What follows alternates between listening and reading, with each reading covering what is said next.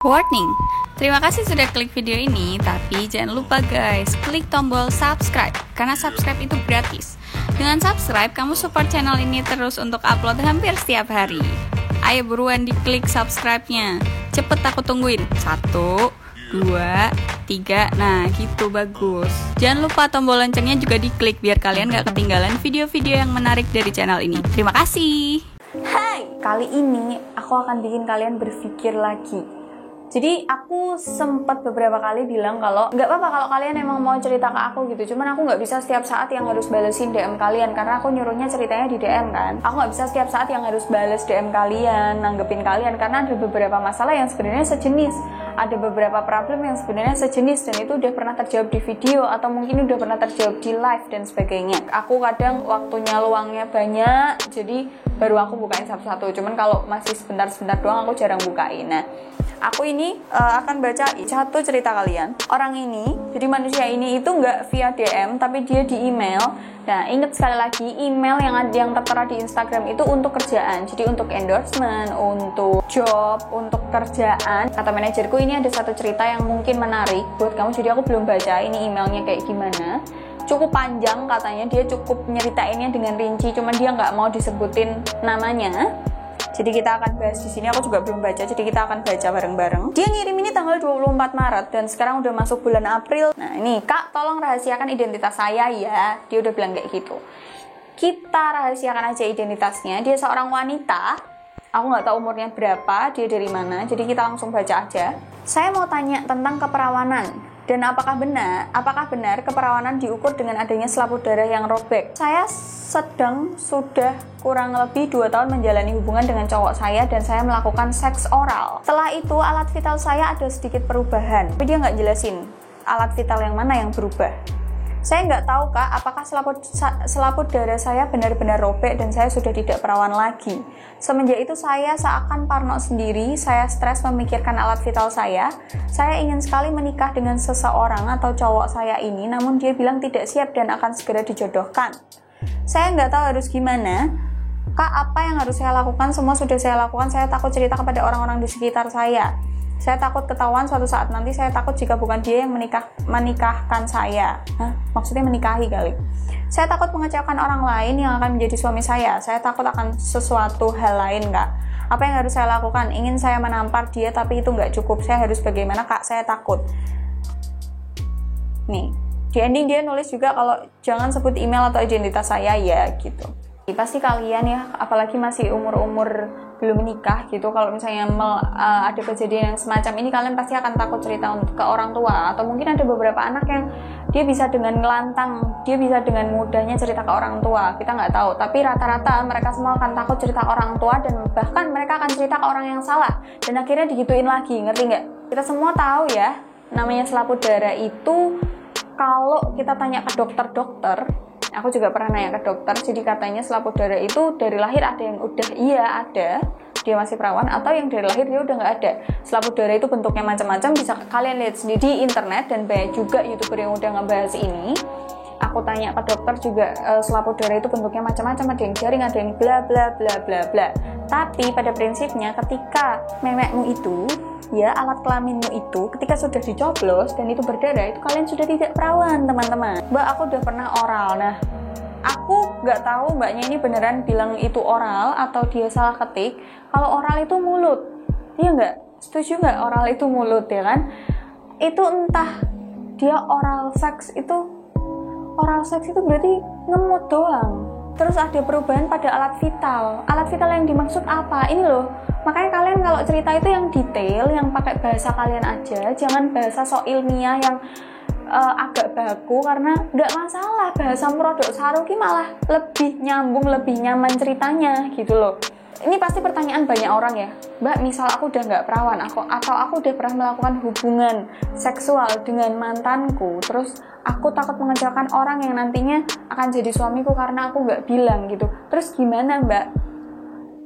Pertama, kalian harus menerima itu, karena itu sebenarnya itu juga merupakan hukuman yang nggak langsung, yang harus kalian dapetin, yang harus kalian rasain, yang harus kalian emban gitu, karena kalian udah melakukan sebenarnya hubungan yang emang nggak seharusnya gitu.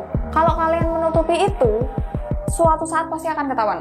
Akan lebih nggak enak ketika taunya itu nggak dari kamu, atau kamu udah mengarang cerita dulu, terus akhirnya nanti ketahuan. Kalau kamu nanya aku saranku gimana, apa ya, kayak harus sadar gitu.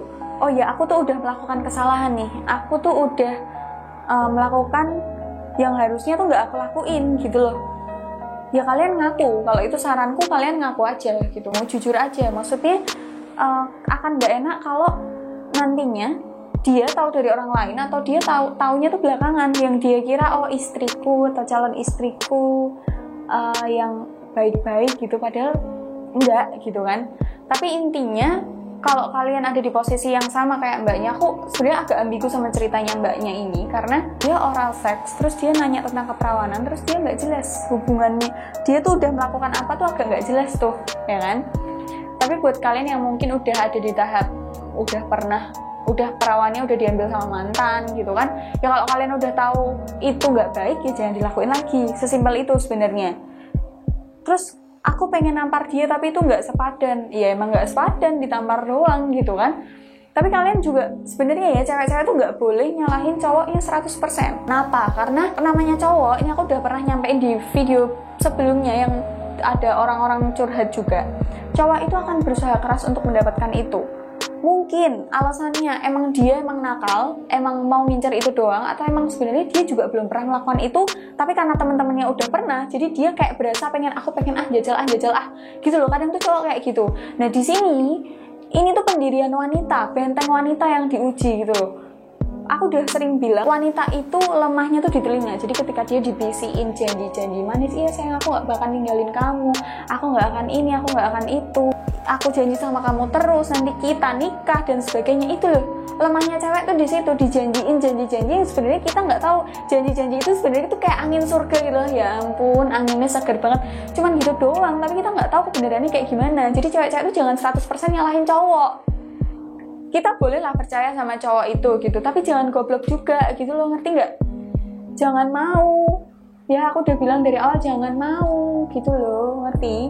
Ada banyak orang yang cerita ke aku, mbak pacarku ngajak gini terus tapi untungnya aku nggak mau. Terus aku pasti akan bilang, please jangan pernah ngelakuin itu, kamu lihat videoku yang ini. Karena cowok itu akan kayak gitu terus, entah niatnya emang dia jelek, entah niatnya dia karena kekompor sama teman-temannya atau rasa ingin tahunya, cowok itu akan berusaha terus, mau ditungguin tuh mungkin 2 tahun, 3 tahun, 4 tahun, begitu nanti udah dapet, bye.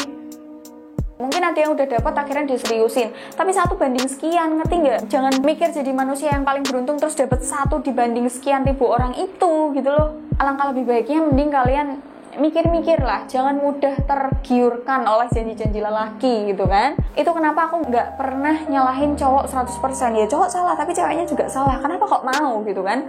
Padahal udah banyak orang tua kalian pun ngajarin juga kayak gitu. Teman-teman kalian mungkin yang ngajarinnya baik-baik juga pasti ngomongnya kayak gitu, nanti ditinggal loh gini-gini. Dan kalian pasti dengar berita-berita atau tetangga kalian yang mungkin hamil di luar nikah, cowoknya nggak mau tanggung jawab, yang akhirnya malah ngejudge ceweknya, kowe rak main mbak aku tok, kowe main mbak iki kayak gitu kan. Kalian pasti udah pernah dengar kayak gitu. Jadi jangan goblok gitu loh. Jangan terus kalian merasa wanita beruntung yang mungkin mendapatkan 1 banding 1000 cowok itu tadi gitu loh. Aku sebenarnya udah capek ya bahas-bahas yang kayak gini, karena entahlah kalian itu kupengmu budek rak ngrungokke video iki atau gimana, atau dedel atau goblok. Ngerti gak sih cewek-cewek? Hai cewek-cewek, hello, tolong dong telinganya tuh jangan cuman dibuat pajangan anting-anting doang gitu loh, ngerti nggak? Kalian tuh juga harus mikir gitu, jangan semuanya nyalahin cowok gitu. Yuk aku ngerti lanangnya salah, tapi jangan 100% nyalahin cowok gitu loh. Cowok juga jangan bajingan, aku ngerti. Mudeng nggak di sini maksudku gimana? Paham nggak gitu ya? Cowok yang serius sama kamu nggak akan ngerusak kamu. Even kalian udah rusak pun, even kalian wanita yang udah nggak utuh, nggak sempurna, yang kalian sebut aku udah nggak perawan lagi mbak dan lain-lain, cowok yang serius sama kalian itu nggak akan tambah menjerumuskan kalian, tapi seenggaknya dia bukan memperbaiki, bukan menjadikan kalian lagi utuh lagi, tapi menjadikan kalian berguna. Makanya aku sering bilang sama kalian, kalau usia kalian dan kesiapan mental kalian nggak siap buat pacaran, jangan pacaran dulu, ngerti? Karena sebenarnya pacaran itu tuh adalah arung jeram, ngerti nggak? Kalau kalian nggak lihai, nggak tahu posisi, nggak tahu medannya gimana, mati kalian yang gono, ngerti? Akhirnya nyalahin apa? Nyalahin cowok, nyalahin ini, nyalahin padahal ya awakmu dewe. Tuh Tuhan. Semoga akibat wabah corona ini banyak orang-orang yang bodoh menjadi pintar ya, banyak orang bodoh menjadi belajar gitu kan. Semoga video ini bermanfaat buat kalian. Jadi kalian mikir, jadi mungkin stay at home kalian berguna untuk mikir hal-hal semacam ini. Atau mungkin kalian bisa menyelamatkan orang lain yang lagi dimabuk cinta. Coba dikasih pengertian dulu ya. Dikasih gambarannya orang pacaran itu gimana. Jangan terus begitu, oh iya aku suka kamu terus kalian pacaran. Enggak semudah itu. Ya, share video ini ke teman-teman kalian. Ingat, jangan dipotong-potong. Jangan cuma sepenggal doang. Jangan cuma semenit doang dengerinnya. Karena kalau kalian cuma dengerin semenit, akhirnya kalian akan beropini ya cuma semenit itu tadi, padahal video ini ada bermenit-menit gitu kan. Informasinya jadi simpang siur. Jadi sebenarnya yang aku maksud A, tapi karena cuma dipotong semenit, jadi maksudnya ke Z gitu, nggak masuk di akal gitu kan. Jadi semoga video ini bermanfaat buat kalian. See you in the next video. Bye.